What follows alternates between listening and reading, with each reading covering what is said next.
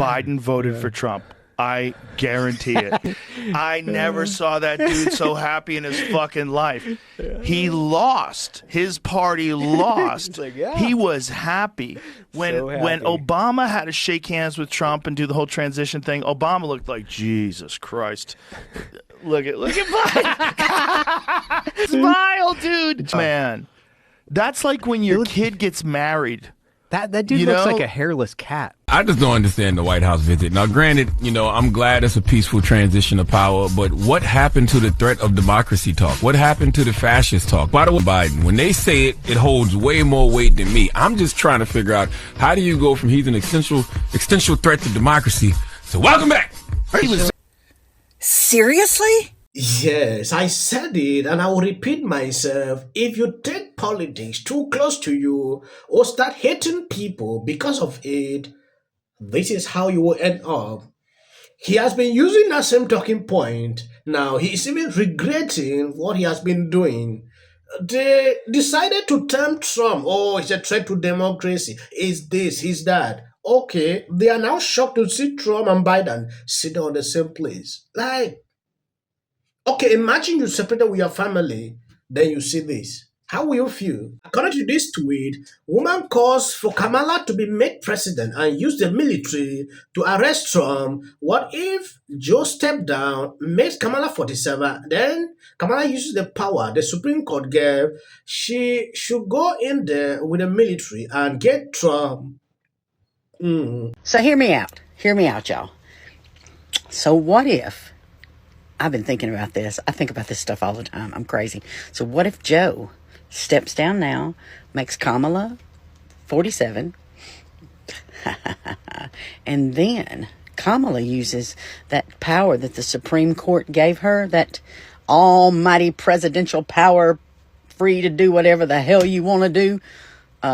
She should go in there with the military and get Donald Trump, Marjorie Taylor Greene, Jim Jordan, Ted Cruz, Lauren Boebert, Matt Gaetz. I'm sure there's a lot, Mike Johnson. I'm sure there's plenty more, J.D. Vance, and have them picked up and arrested for treason. What? Come on, y'all. I could do this. I have a question. If our president, our current president, took an oath to protect us from enemies, foreign and domestic, why are we allowing shits for pants to be president of the United States when we know that he is going to do harm to the United States? As far as I'm concerned, he is a domestic enemy. So why are we allowing him with our secrets and our confidential documents and all the power that he's going to have, knowing that he is going to screw this country? Why are we allowing him to become president? That's my question. If you voted for Donald Trump and me, or if you voted... Yes, Libras can't stop. I thought by now I will not be seeing this. Trump arriving at the White House the other day is causing them a meltdown like never before. Some are wondering why Biden decided to allow Trump to be there. Some says Biden was even smiling. He was extremely happy to see Trump. Then why are we fighting here all through? They are not even realizing that. When you take a look at this one, still believe that Kamala can be president. Oh, Biden should step down so Kamala can take over. Oh, so they want to use force to take over the White House, right?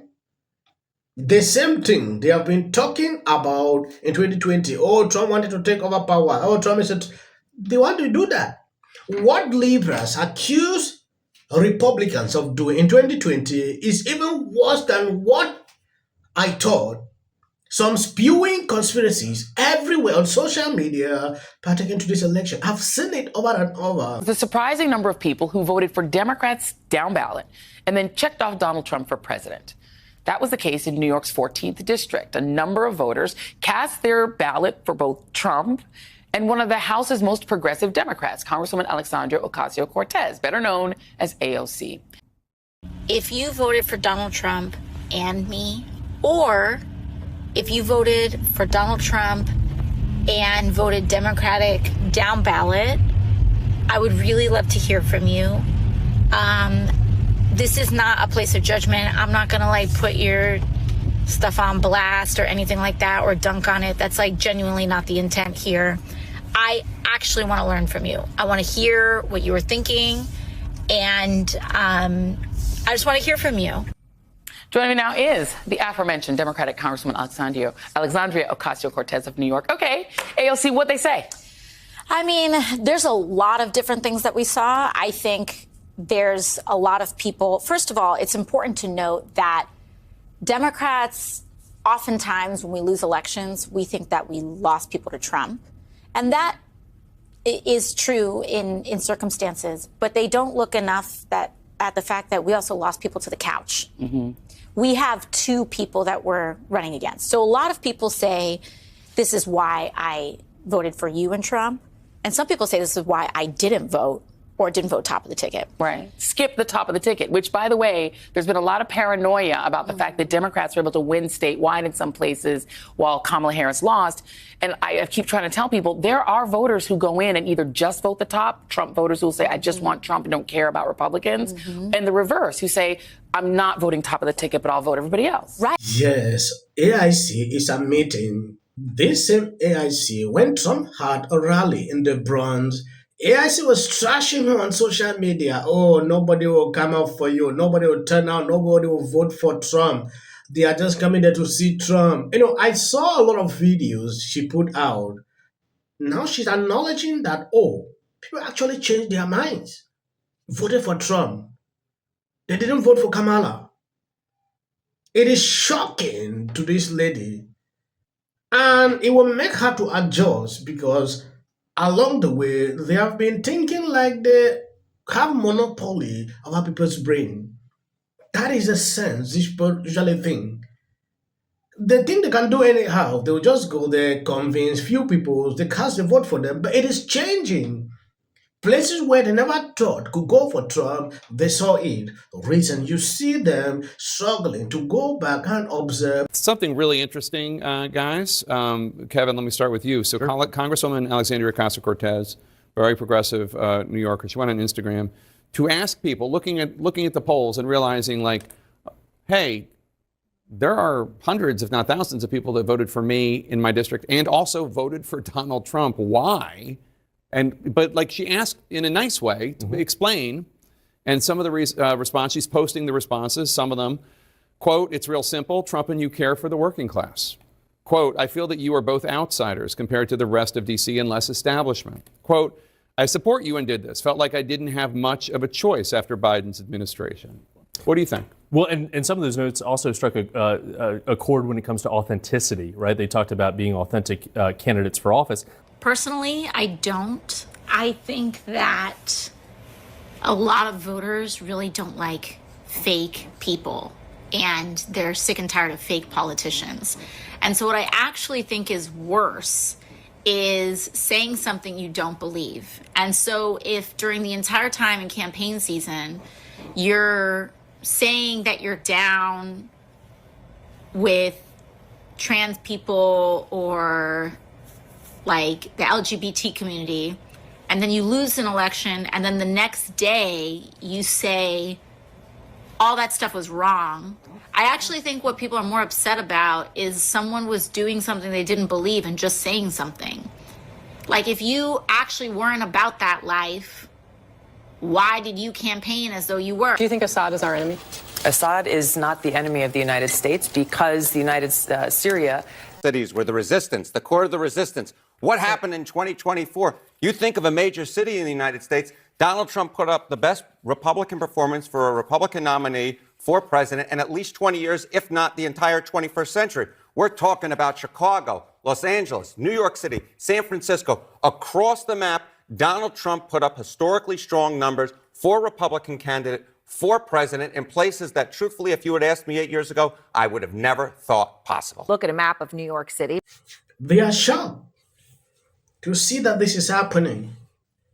The crime waves in these places is pulling a lot of people to Trump. They never saw it coming. Trump said it over and over during his campaign, and this is the end result. I don't understand why they are even doubting. They should just understand that this is the situation. Like the money they. So, what happened last night? There's no denying it is a weird time, but today is not the worst day since Trump was elected. That was yesterday. Watching Donald Trump go even crazier than anybody even imagined he would. He's running this country like it is a reality show. Donald Trump made it clear during the campaign that he would turn the government into a personal autocracy. Head around that. It's to make real change, but unite. Now it's time to unite everybody. Hey, I want to know what would change after doing this. These people are getting out of hand. I don't care if they write that. I'm going to shake it off. Figure out a way to say thank you. No matter how you disagree with someone politically, you should never pray for this. Elected that guy. You mentioned that guy's name. He's such an absolute prick. I can't stand him. Hey there. I'm guessing you're not doing great. It was a terrible night last. The rest of us be doing on day one. Now, well, Bishop Vigano, he says that the